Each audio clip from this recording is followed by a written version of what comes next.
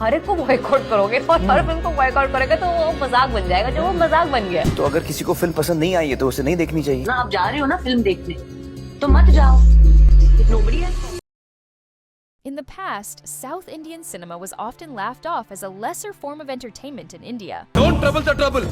If you trouble the trouble, trouble troubles you. I'm not the trouble. I'm the truth.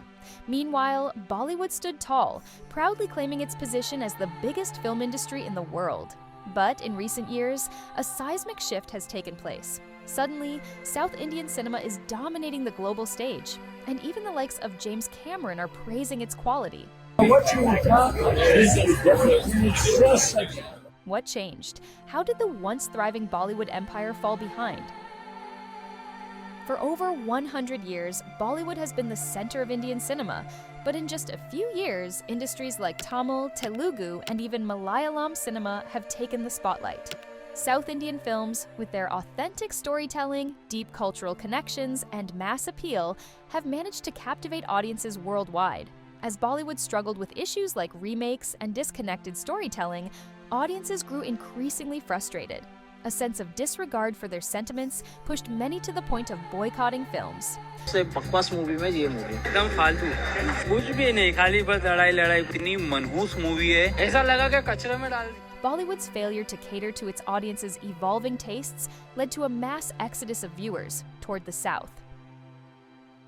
Meanwhile, South Indian directors, actors, and producers have maintained a refreshing approach. They cater to their core audience, stay true to their roots, and maintain a strong connection with local culture. While still making films that resonate globally. The confidence to say, if you don't like our film, don't watch it, has made a world of difference. This attitude has built loyalty and respect, which Bollywood can no longer claim. तो अगर किसी को film पसंद नहीं आई है तो उसे नहीं देखनी चाहिए Movies like Bahubali and KGF have turned the tide, showcasing that regional films can have global appeal. They are no longer just entertaining, they are culturally significant, something Bollywood has failed to consistently do. Despite Bollywood's history of influencing South Indian cinema, today it is the South that influences Bollywood, with Hindi filmmakers scrambling to replicate their success. Even the biggest names in Bollywood are relying on South films' established formulas, often resulting in poor imitations that fall flat with the audience.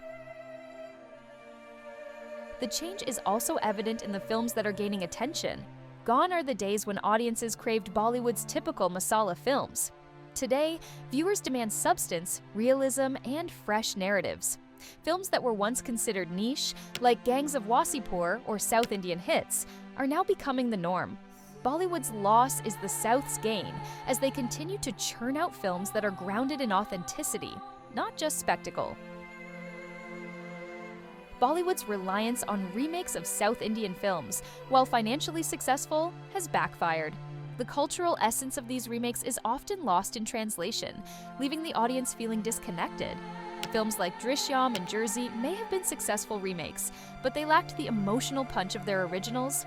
The remake culture has become a joke, with audiences criticizing Bollywood for its lack of originality. Then came the pandemic. With theaters shut and audiences stuck at home, a wave of change swept over Indian cinema. Streaming platforms exposed viewers to a broader range of content, and suddenly, South Indian films were being watched by a larger Hindi-speaking audience. Old classics and new hits alike, Super Deluxe, Vikram Vedha, KGF, and others gained immense popularity. This cultural discovery has made stars like Fahad Fasil, Vijay Sethupathi, and junior NTR household names in India, replacing Bollywood's aging stars. As Bollywood struggled to adapt, films like Lal Singh Chadha and Shamshera bombed at the box office, while South Indian films continued to thrive. The difference was clear. South filmmakers understood their audience's evolving tastes and stayed true to their roots, while Bollywood, trying to mimic Western sensibilities, lost touch with its core fan base. Bollywood tried to salvage its image by coining the pan-India term, hoping to pass off films as universal. But South cinema scoffed at the idea. To them, a good story is what matters, not whether it's from the north or south. North, south, east, west, all these things are only for directions, man. And the idea is simple. You want entertainment? let us entertain from any part of this country. It's a stark contrast to Bollywood's commercial-driven approach, which now feels more like a desperate attempt to recapture past glory. So, the real question is, can Bollywood come back? The rise of South Indian cinema is undeniable. The world has seen what happens when you stay true to storytelling and culture. Bollywood's future now depends on how well it can adapt, innovate, and reconnect with the very audience it once took for granted.